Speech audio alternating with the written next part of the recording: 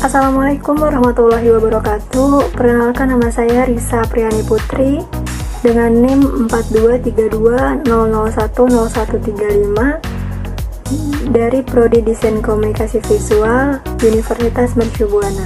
Pada kesempatan kali ini saya akan menjelaskan rangkuman modul ke-14 mata kuliah Pendidikan Anti Korupsi dan Etik UMB dengan judul Pencegahan dan Upaya Pemberantasan Korupsi bagian pertama. Pada video sebelumnya saya telah menjelaskan tentang pengertian korupsi.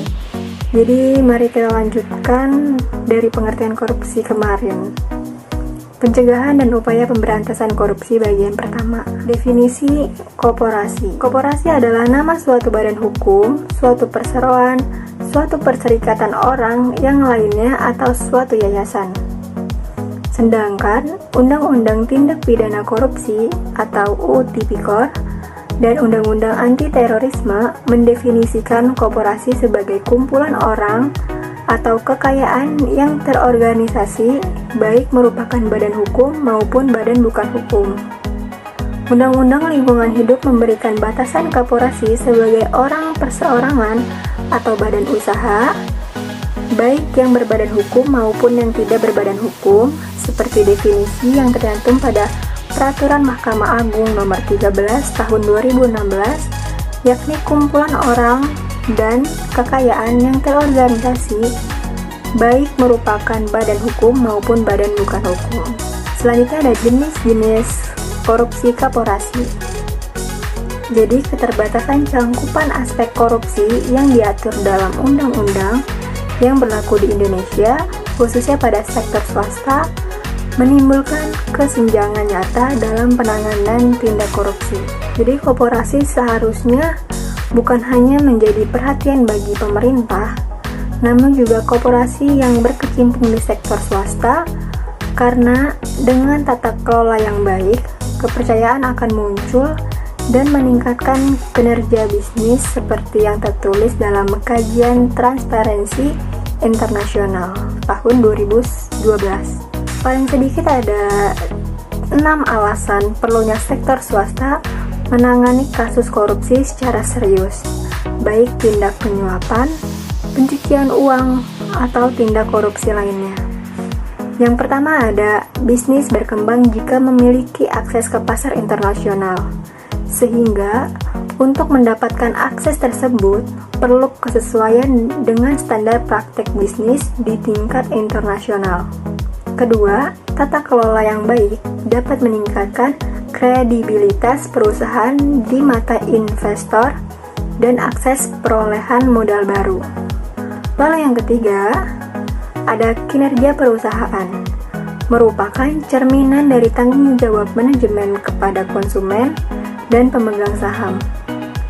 Lalu yang keempat, ada perusahaan yang terjerat kasus korupsi menanggung kerugian akibat investigasi oleh penegak hukum.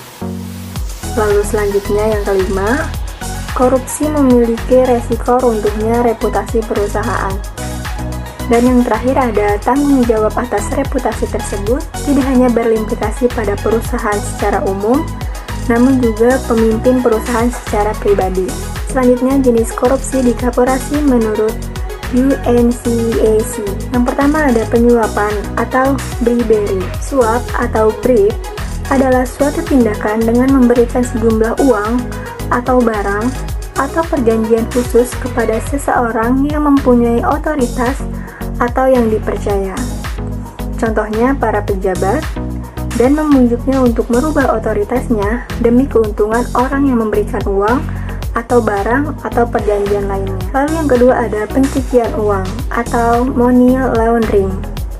Pencucian uang atau money laundering adalah suatu perbuatan untuk menyembunyikan atau menyamarkan asal-usul uang atau dana atau harta kekayaan hasil tindak pidana melalui berbagai transaksi keuangan agar uang atau harta kekayaan tersebut tampak seolah-olah berasal dari kegiatan yang sah atau legal.